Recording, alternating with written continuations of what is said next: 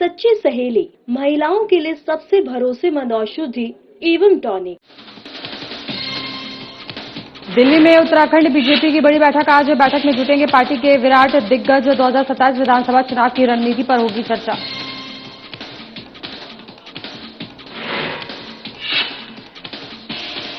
बारह सितंबर को देहरादून में राष्ट्रीय लोक अदालत का आयोजन। यातायात चालानों समेत कई विवादों का होगा निस्तारण। 12 सितंबर से पहले कोर्ट प्रार्थना पत्र देने की अपील। लखपति दीदी योजना से महिलाएं बनी आत्मनिर्भर। नगर निगम ने 47 स्वयं सहायता समूहों की महिलाओं को बांटे चेक। महिलाओं की भागीदारी से नगर निगम की आय में हुई बढ़ोतरी।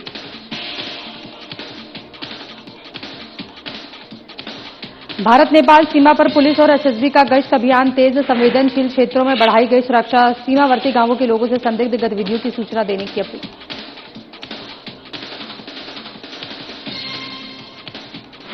डीएम के निर्देशन में कांवड़ यात्रा मार्ग पर खाद्य प्रतिष्ठानों का निरीक्षण। खाद्य सुरक्षा टीम ने की गुणवत्ता और स्वच्छता की जांच। भंडारों में खाद्य मानकों के पालन के दिए निर्देश।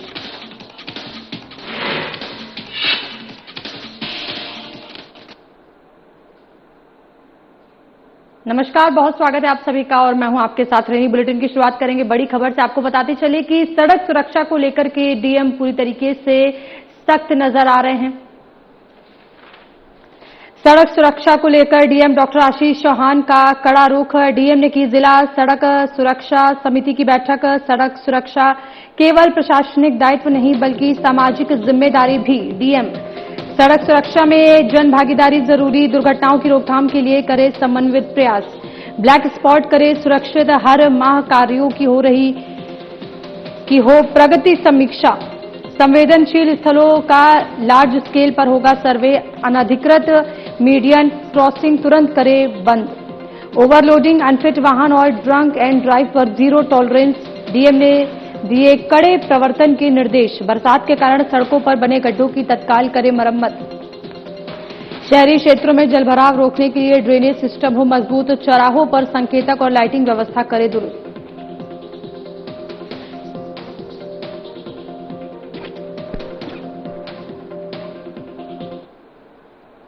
खबरों में आगे बढ़ेंगे, जहां देहरादून जिले के सभी न्यायालयों में आगामी 12 सितंबर को राष्ट्रीय लोक अदालत का आयोजन किया जाएगा। जिला विधिक सेवा प्राधिकरण और राज्य विधिक सेवा प्राधिकरण उत्तराखंड के दिशा निर्देशों के तहत होने वाली इस अदालत का मुख्य उद्देश्य आपसी सहमति से मुकदमों का त्वरित निस्तारण करना है। जिला विधिक सेवा प्राधिकरण की सचिव सीमा डुंगरा कोटी ने बताया कि इस लोक अदालत में विशेष रूप से शमनीय प्रकृति के यातायात चालानों को निपटारा होगा।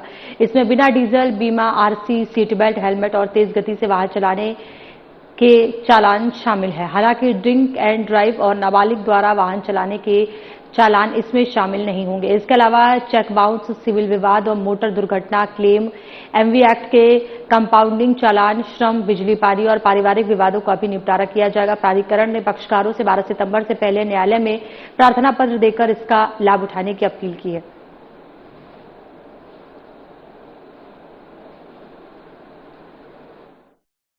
देखिए, राष्ट्रीय विधिक सेवा प्राधिकरण और राज्य विधिक सेवा प्राधिकरण उत्तराखंड के दिशा निर्देशन पर आगामी 12 सितंबर 2026 को राष्ट्रीय लोक अदालत का आयोजन किया जा रहा है और ये साल की तीसरी राष्ट्रीय लोक अदालत है। लोक अदालत में उन सभी वादों का निस्तारण किया जाता है जो कि आपस में समझौता करके, जो शमनीय प्रकृति के होते हैं और जो आपस में समझौता करके पक्षकार अपनी शर्तों पर जिन्हें डिसाइड करवा सकते हैं। जैसे कि हम अगर बात करें, सिविल के मामले हैं, चेक बाउंस के मामले हैं, पारिवारिक कोई विवाद हैं, वैवाहिक विवाद हैं और मोटर दुर्घटना के वाद हैं, राजस्व के वाद हैं, बिजली और पानी के से संबंधित जो भी विवाद हैं, इस तरह के बहुत सारे मामले जो है वो राष्ट्रीय लोक अदालत में निस्तारित कराए जा सकते हैं। और ये आगामी 12 सितंबर को, जो कि सितंबर माह का सेकंड सैटरडे है, उस दिन देहरादून जनपद के सभी न्यायालयों में आयोजित। कांग्रेस के राष्ट्रीय अध्यक्ष मल्लिकार्जुन खड़गे 8 अगस्त को उत्तराखंड के हल्द्वानी दौरे पर आ रहे हैं। कांग्रेस इसे परिवर्तन जनसभा कह रही है तो बीजेपी इसे पॉलिटिकल टूरिज्म बता रही है।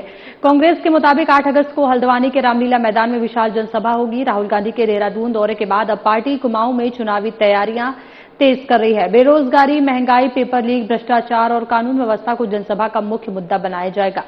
वहीं बीजेपी ने कांग्रेस पर हमला बोला है। कैबिनेट मंत्री सौरभ बहुगुणा ने कहा कि कांग्रेस को चुनाव के समय ही उत्तराखंड याद आता है।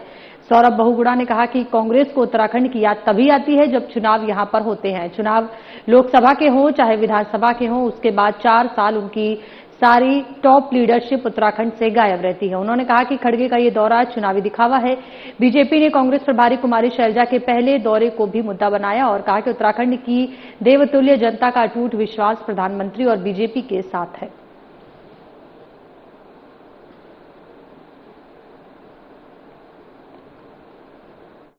राजनीतिक पार्टियां जो हैं वो अपना काम करती हैं। कांग्रेस जो है उसको उत्तराखंड की याद तभी आती है जब चुनाव यहां पर होते हैं सर पे, लोकसभा के हों चाहे विधानसभा के हों, और उसके बाद 4 साल जो है वो उनकी सारी टॉप लीडरशिप जो है वो उत्तराखंड से गायब रहती है। आपने देखा कि उनके खुद के जो कांग्रेस पार्टी के लोग थे उन्होंने अपनी प्रभारी शैलजा जी पे सवाल उठाए थे कि वो भी उत्तराखंड जो है सिर्फ सैर सपाटा करने आती हैं, घूमने आती हैं।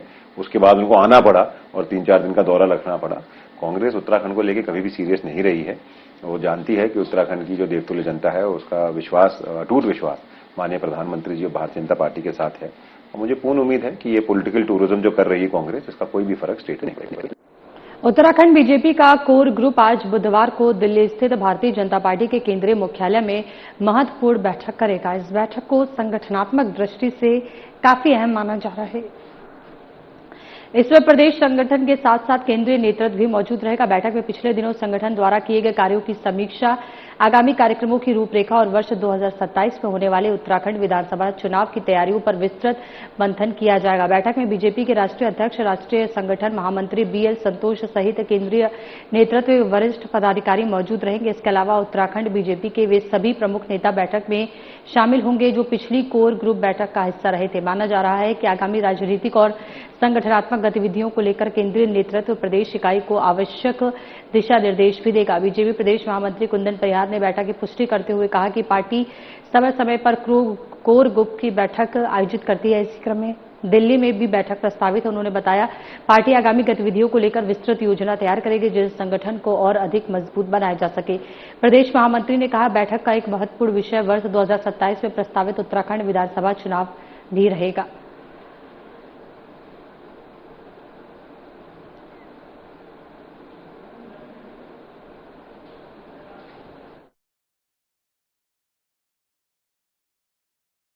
देखिए, भारतीय जनता पार्टी समय समय पर अनेक प्रकारों की बैठक करती है, जहां पर हम कार्यकर्ताओं के साथ बैठक करते हैं, वहीं दूसरी ओर हम टोली की बैठक करते हैं और समय समय पर हम अपने प्रदेश की कोर ग्रुप की बैठक भी करते हैं। और इस कोर ग्रुप की बैठक में राष्ट्रीय नेतृत्व का हमको मार्गदर्शन प्राप्त होता है और आज ही कोर ग्रुप की बैठक सायं 6 बजे से दिल्ली में है। इसमें हमने पिछले दिनों जो जो काम किए हैं और आगामी दिनों में हम क्या क्या कार्यक्रम हमारे रहने वाले हैं, इन सब विषयों पर चर्चा होने वाली है। बीजेपी के आंतरिक सर्वे को लेकर के कांग्रेस प्रदेश अध्यक्ष गणेश गोदियाल का बड़ा बयान सामने आया है। आपको बताते चले कि गणेश गोदियाल ने बड़ा बयान जारी किया है। बीजेपी के आंतरिक सर्वे को लेकर कांग्रेस प्रदेश अध्यक्ष गणेश गोदियाल का बयान। सर्वे में 32 से अधिक विधानसभा क्षेत्रों में बीजेपी की स्थिति कमजोर। ये नाराजगी विधायकों से ज्यादा सरकार के खिलाफ। पेपर लीक, महंगाई, बेरोजगारी समेत कई मुद्दों पर जनता में नाराजगी। टिकट बदलने से नहीं बदलेगा माहौल। विधानसभा चुनाव में बीजेपी की विदाई होगी तय।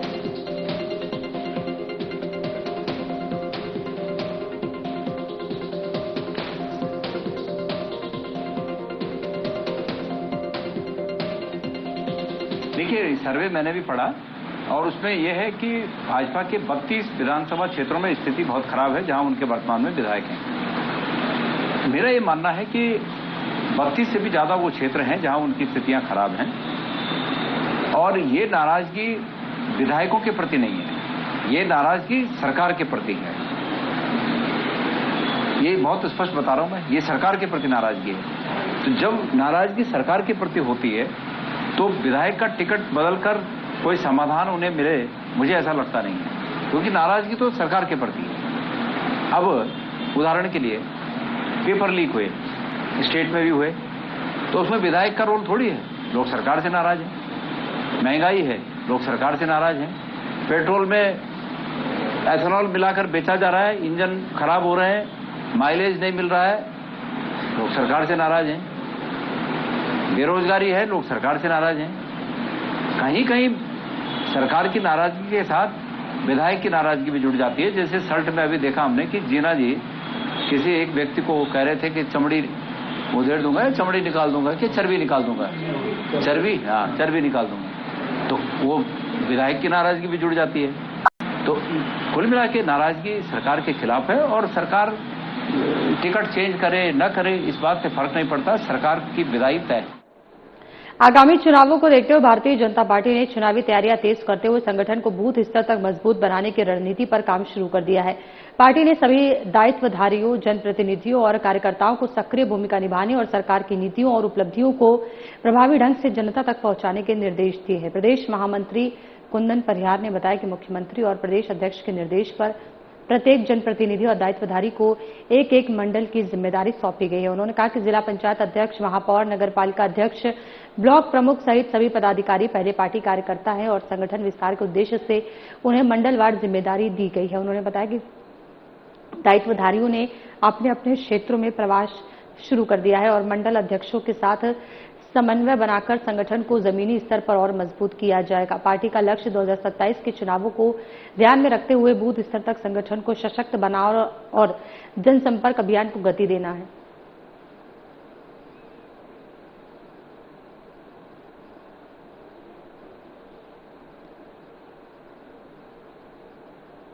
दायित्वधारी गण हो, चाहे वो जिला पंचायत अध्यक्ष हो, महापौर हो, नगरपालिका के अध्यक्ष हो, ब्लॉक प्रमुख हो, सभी पार्टी के कार्यकर्ता होते हैं। तो इस दिशा में हमने सबके साथ माननीय मुख्यमंत्री जी की और प्रदेश अध्यक्ष जी की बैठक की है और सबको एक एक मंडल हमने संगठन के विस्तार के लिए, संगठन के कार्यक्रमों को संपन्न कराने के लिए दिए हैं और उन्होंने अपना प्रवास भी वहां पर प्रारंभ कर दिया है। और जो हमारे वहां के कार्यकर्ता है, हमारे जो मंडल अध्यक्ष हैं, उनके साथ एक समन्वय की भूमिका में वो रह करके वहां संगठनात्मक जो भी कार्य होंगे उन कार्यों को। आगामी चुनाव और विशेष गहन पुनरीक्षण एसआईआर प्रक्रिया को देखते हुए उत्तराखंड प्रदेश कांग्रेस ने अपने कार्यालय में कंट्रोल रूम की स्थापना की है। प्रदेश महामंत्री राजेंद्र भंडारी ने इसका उद्घाटन करते हुए कहा कि कंट्रोल रूम के माध्यम से एसआईआर प्रक्रिया की लगातार निगरानी की जाएगी।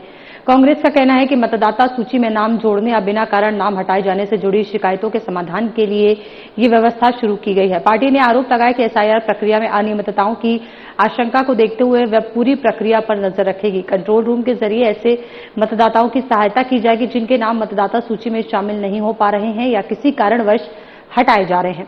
कांग्रेस ने कहा कि चुनावी तैयारियों के तहत संगठन को सक्रिय किया जा रहा है और मतदाताओं से जुड़े मुद्दों के समाधान के लिए ये पहल महत्वपूर्ण साबित होगी।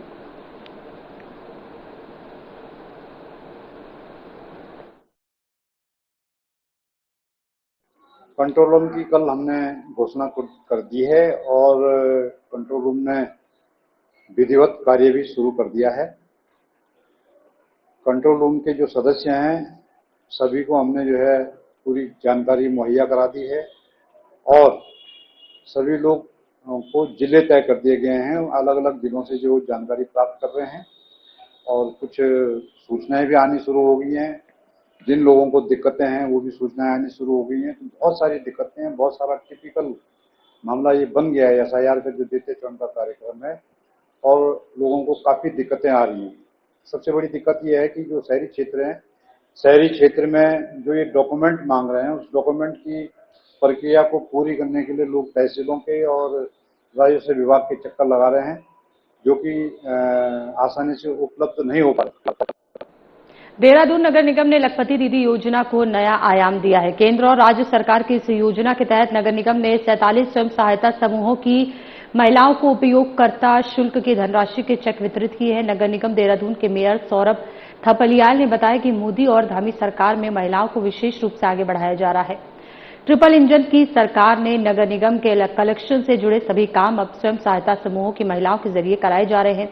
उन्होंने कहा कि महिलाएं ये काम पूरी ईमानदारी से कर रही हैं जिससे नगर निगम को अच्छी खासी धनराशि एकत्रित हो रही है। इस पहल से न सिर्फ निगम की आय बढ़ी है बल्कि लखपति दीदी योजना को भी बढ़ावा मिल रहा है और महिलाएं आर्थिक रूप से सशक्त हो रही हैं।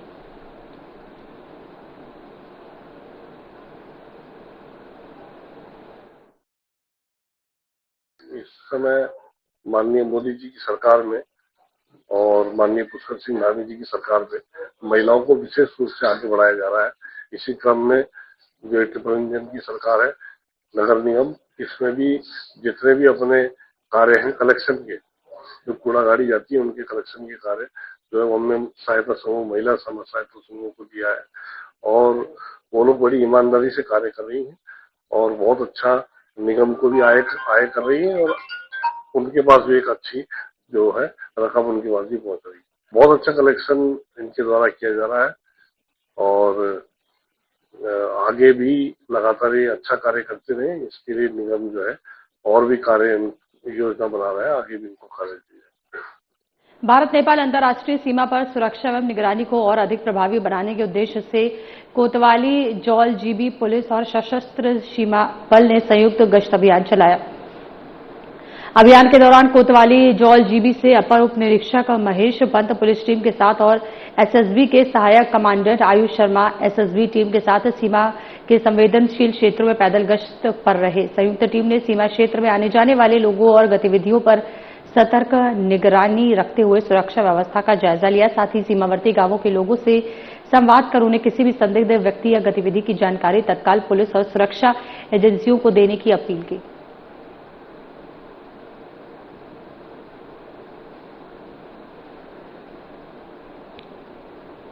देहरादून रोड पर मणि माई मंदिर से करीब 200 मीटर आगे एक बड़ा हादसा हो गया, जहां एक चलती ऑल्टो कार के अगले हिस्से में अचानक भीषण आग लग गई। कार में सवार चालक ने सतर्कता दिखाते हुए वाहन से कूदकर अपनी जान बचाई। सूचना मिलने के महज 11 मिनट के भीतर लालतपड़ फायर स्टेशन की टीम और पुलिस मौके पर पहुंची। अग्निशमन दल ने मुस्तैदी दिखाते हुए कड़ी मशक्कत के बाद आग पर पूरी तरह काबू पा लिया। लालतपड़ दमकल इंचार्ज दिनेश चंद्र भट्ट ने बताया कि कार सवार को सुरक्षित बाहर निकाल लिया गया था और इस हादसे में कोई जनहानि नहीं हुई है। गनीमत रही कि इस हादसे में किसी के हताहत होने की खबर नहीं है। समय रहते स्थिति नियंत्रित होने से एक बड़ा हादसा टल गया।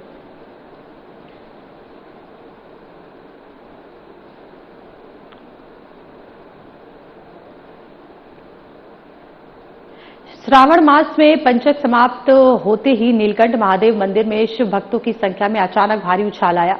पंचक का समय बीतते ही कांवड़ियों की संख्या में एकाएक बढ़ोतरी दर्ज की गई। साथ ही तेज गति से पहुंचने वाली डाक कांवड़ का आगमन भी शुरू हो चुका है। प्रशासन और मंदिर समिति का अनुमान है कि आज से लेकर 11 अगस्त तक नीलकंठ में कांवड़ियों की संख्या में काफी तेजी से इजाफा होगा। पौड़ी पुलिस के अनुसार सावन के इस पावन महीने में अब तक 11 लाख से अधिक कांवड़िये नीलकंठ महादेव मंदिर में जलाभिषेक कर चुके हैं। सिर्फ आज ही 60,000 से ज्यादा शिव भक्तों ने भगवान शिव का जलाभिषेक किया। नीलकंठ धाम के मुख्य पुजारी शिवानंद गिरी ने बताया कि पंचक खत्म होते ही कांवड़ियों की संख्या में अप्रत्याशित तेजी देखी जा रही है और धाम में हर तरफ बम बम भोले के जयकारे गूंज रहे हैं। डाक कांवड़ की एंट्री और भारी भीड़ की संभावना को देखते हुए पुलिस प्रशासन पूरी तरह अलर्ट मोड पर है। एसएसपी ने बताया कि श्रद्धालुओं की सुरक्षा और यातायात व्यवस्था को सुचारू बनाए रखने के लिए सुरक्षा व्यवस्था को और अधिक दुरुस्त व सख्त कर दिया गया है। संवेदनशील क्षेत्रों में अतिरिक्त बल तैनात किया गया है, जिससे किसी भी श्रद्धालु को असुविधा का सामना न करना पड़े।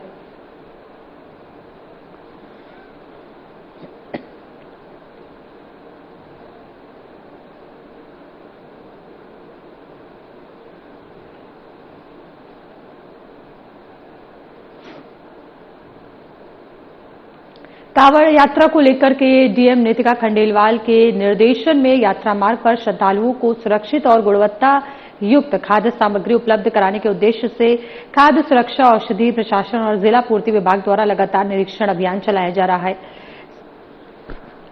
संबंधित विभागों की संयुक्त टीम ने गंगोत्री मार्ग स्थित शिव कांवड़ सेवा समिति नया बाजार दिल्ली द्वारा आनंदगढ़ क्षेत्र में संचालित भंडारों और खाद्य प्रतिष्ठानों का निरीक्षण किया। निरीक्षण के दौरान खाद्य सामग्री के भंडारण, निर्माण एवं परोसने की व्यवस्था, स्वच्छता, खाद्य पदार्थों की गुणवत्ता, पेयजल की उपलब्धता, रसोई की साफ सफाई, खाद्य सामग्री की वैधता, खाद्य सुरक्षा मानकों के अनुपालन और आवश्यक लाइसेंस और अभिलेखों की जांच की गई। साथ ही प्रतिष्ठानों को स्वच्छता बनाए रखने और निर्धारित खाद्य सुरक्षा मानकों का पूर्ण पालन करने के निर्देश दिए गए। निरीक्षण के दौरान व्यवस्थाएं संतोषजनक पाई गई।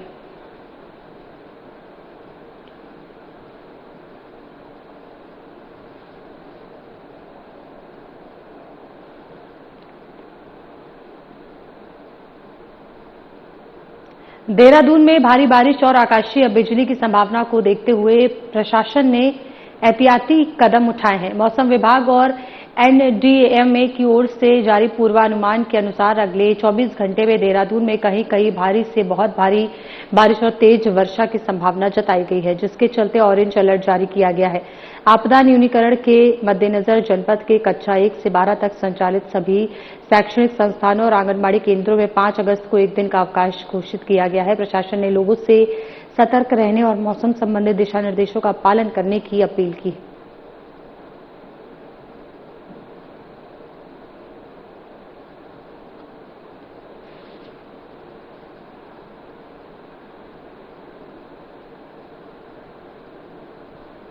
उत्तराखंड में लगातार हो रही भारी बारिश के बीच शिक्षा विभाग अलर्ट मोड में है।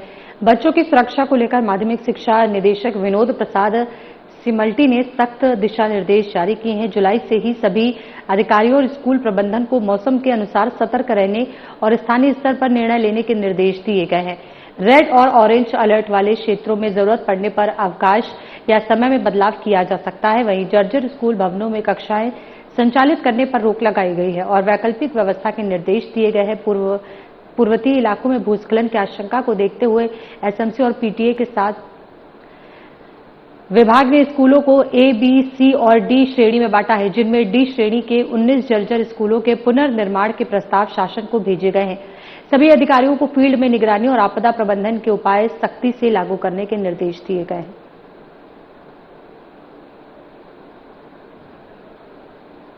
तो देख सकते हैं जहां भारी बारिश को लेकर के शिक्षा विभाग भी पूरी तरीके से अलर्ट मोड में नजर आ रहा है। साथ ही सभी स्कूलों में कक्षा 1 से 12 तक के स्कूलों में उत्तराखंड में लगातार हो रही भारी बारिश के बीच शिक्षा विभाग अलर्ट मोड में है। बच्चों की सुरक्षा को लेकर माध्यमिक शिक्षा निदेशक विनोद प्रसाद सिमल्टी ने सख्त दिशा निर्देश जारी किए हैं। जुलाई से ही सभी अधिकारियों और स्कूल प्रबंधन को मौसम के अनुसार सतर्क रहने और स्थानीय स्तर पर निर्णय लेने के निर्देश दिए गए हैं। रेड और ऑरेंज अलर्ट वाले क्षेत्रों में जरूरत पड़ने पर अवकाश या समय में बदलाव किया जा सकता है। वहीं जर्जर स्कूल भवनों में कक्षाएं संचालित करने पर रोक लगाई गई है और वैकल्पिक व्यवस्था के निर्देश दिए गए हैं। पर्वतीय इलाकों में भूस्खलन की आशंका को देखते हुए एसएमसी और पीटीए के साथ समन्वय बढ़ाया गया है ताकि बच्चों का आवागमन सुरक्षित रहे। विभाग ने स्कूलों को ए, बी, सी और डी श्रेणी में बांटा है, जिनमें डी श्रेणी के 19 जर्जर स्कूलों के पुनर्निर्माण के प्रस्ताव शासन को भेजे गए हैं। सभी अधिकारियों को फील्ड में निगरानी और आपदा प्रबंधन के उपाय सख्ती से लागू करने के निर्देश दिए गए हैं।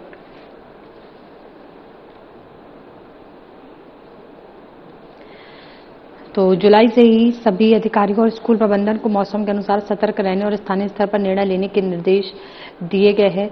रेड और ऑरेंज